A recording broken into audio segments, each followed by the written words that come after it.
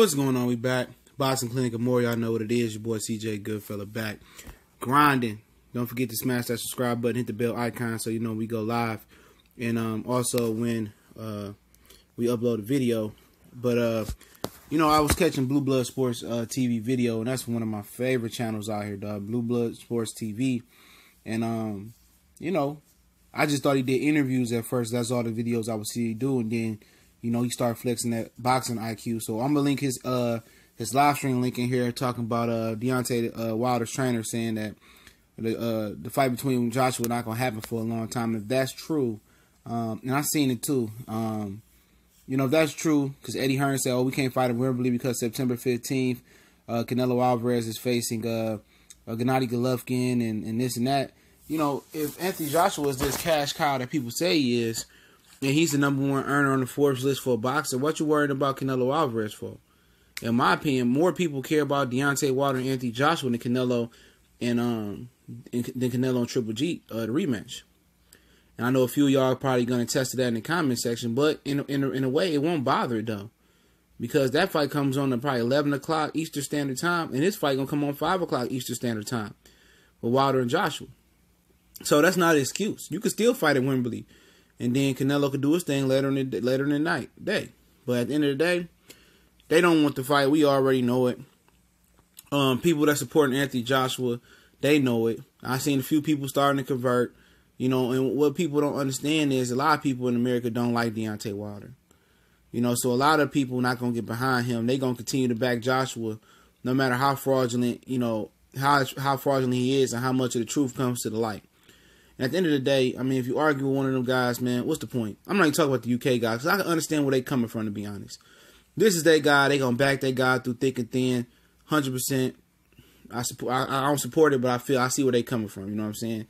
And a lot of the guys from the LDBC, shout out to the LDBC one time, they said they was getting behind Wilder to give him some support. Because Wilder didn't really have a big fan base or a lot of support, because people really didn't think Wilder can get to this point. And people would admit it to you. Oh, I didn't know Wilder was going to develop like this or get to this point or get to fighting like this. People didn't see that coming, especially watching him early, just a guy that could punch. People thought Seth Mitchell had a better chance and than him to blossom. Seth Mitchell was our best hope. But before that, it was Chris Arreola was the best American hope. You know, Brian Jennings kind of shined for a minute before Deontay Wilder. People thought Brian Jennings could beat Deontay Wilder. They had some words. And Wilder just continued to get better when he put it all together, and it blew people's mind. So a lot of the brothers in LDBC is the only real traction and support that Deontay Wilder is getting, and he giving them interviews and everything. You know what I'm saying? So that's what's up. You know what I'm saying? So that's just showing that he does have some support, and people starting to believe in his talents and believe in him.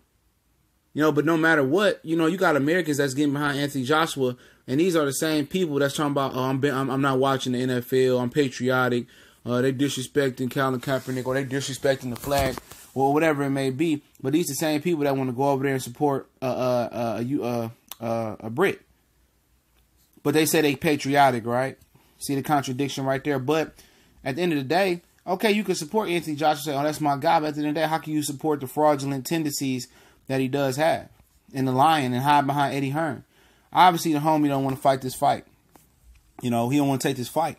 And it is what it is. You know, anytime a dude want to go fight a guy that's a performance-enhancing drug, a two-time offender, and don't know how long he been taking it, and rather fight him over a guy for undisputed unification class, that's something to look at. But to get into the gist of this video, to be honest, you know, is it best for Alexander Povetkin to beat Anthony Joshua? And obviously people want to see Wilder lay Joshua down, or they want to see Joshua lay Wilder. That's the fight. You know, that's the fight that people want to see. But do you want to wait 2 years to see the fight? Because I don't think it's going to happen no time soon. Because I have the video on record, and I'll link it to the description, if I remember, of Wilder saying, not 2018, 19, 20, 21, 22. He said about 2 or 3 years he'd be ready for Wilder. And that's out his mouth. And, you know, you could have seen this writing on the wall. That's why I stuck to my guns the whole time. And I told you guys, I was like, you know what? Joshua not going to fight Wilder next. You know, Black Fight Fan TV. Shout out to the homie K-Hove in Dallas tonight with Fred from Barbershop Conversation. Hopefully them brothers stay safe and enjoy the Earl Spence fight. And shout out to my homie Ghetto Mikey down there, DCB Boxing. He down there. I seen him trying to say Dallas was born. I mean, gotta know where you gotta go at. You know what I'm saying? But shout out to all the brothers down there supporting it. You know, but for Joshua, like I said, man, you know, like I said, he said it was gonna be a few years anyway, and that's why they put Povetkin and Price on the undercard. You know, they right there. I told you guys this fight wouldn't happen in no time soon. I told everybody that would listen. And you ain't heard nothing from Wilder or Joshua's side, and I think that could be a positive, other than the trainer said this fight ain't happening for a long time. So Wilder got to move on. But is Alexander Povetkin beating Joshua the best for the sport right now? I mean, obviously, it probably would be. I would say I think Povetkin would come over to America and fight. I say that because he's older, and every fighter wants to fight in America. And I think Povetkin will rush them belts and fight Deontay Wilder because he feel like he could beat Deontay Wilder. You know, you see Roy Jones backing Povetkin. He got a Russian citizenship, saying, I hope Povetkin, you know, who's a two-time cheater, run down on Deontay Wilder on another brother.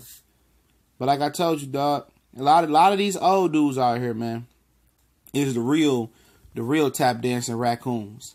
And I'm gonna say raccoons is a code word. They are. It's not the young guys. You know, the older guys is, and Rory and Bernard and Floyd, they all in that class. But if you want to see an undisputed class faster and don't care about the magnitude of it, because Josh will bring a big, you know, he bring a big following to it. And I don't think Povetkin is as popular as Joshua. And I think we mostly can agree.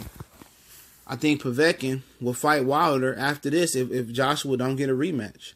And I believe even if Joshua or Wilder Joshua or Joshua Povetkin fight and Wilder or Povetkin KOs Joshua, I don't think he's going to take an immediate rematch. I've been on record saying that about Wilder and Joshua. Whoever gets knocked out is not going to be the same fighter. And especially the timid, soft, mental marshmallow, mental midget in Joshua. He get knocked out. I'm telling you guys, he ain't doing no immediate rematch.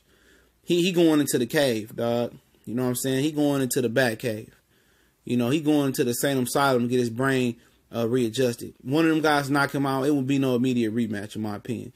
And if it is an immediate rematch, unless it ended in a fishy knockout, but he got everything in his favor. It is an immediate rematch. He done. He ain't mentally the same way. He one of them guys to get knocked out and won't come out the same. But Povetkin has only been whooped by Vladimir Klitschko. You know, that's, you know, we don't know what he was taking in, you know. But if everything is kosher and ain't no random bout of drug testing or USADA drug testing or Povetkin was truly, you know, just tripped up by two bad blood drug tests, whatever it may be, he come in there and have that same talent he had versus other fighters, you know, he might beat Anthony Joshua. He might. And Ticket TV, shout out to that brother, he made a good point. He said, even if you believe that Anthony Joshua paid off former opponents, okay, he said he ain't paying off no Alexander Povetkin because Robisky and them got $1 billion back, and whatever Povetkin wants, they'll pay Alexander Povetkin. So it won't be no payoff from Eddie Hearn for Povetkin. So all the conspiracy theories can be thrown out the window. But if Povetkin does beat Joshua, you will get an undisputed class like as soon as possible. That will happen. He will fight Deontay Wilder. Now, if Wilder got to come over to Russia, that's cool. But I think if Povetkin and Robisky can sit down with Al Heyman and Deontay Wilder and trying to explain to them how big and the magnitude of him fighting in America before he does retire, because he is, 36, 37, the magnitude of that, I think they can sit down and hash out a deal for this undisputed class to come to America. I think they got a better opportunity for probably dragging Povetkin. I know they both slim to none. They're driving Povetkin over to America than Anthony Joshua. But if you want the scintillating, marinating, build-up fight, you want Joshua to win. A lot of fans tend to side with the building up of these fights. Oh, let it marinate. Now the fans are thinking like Eddie Hearn, Bob Arum. They thinking like Kathy Duva. They thinking like Oscar De La Hoya, Eric Gomez, Bernard Hopkins. They thinking like them. They're not thinking like fans no more.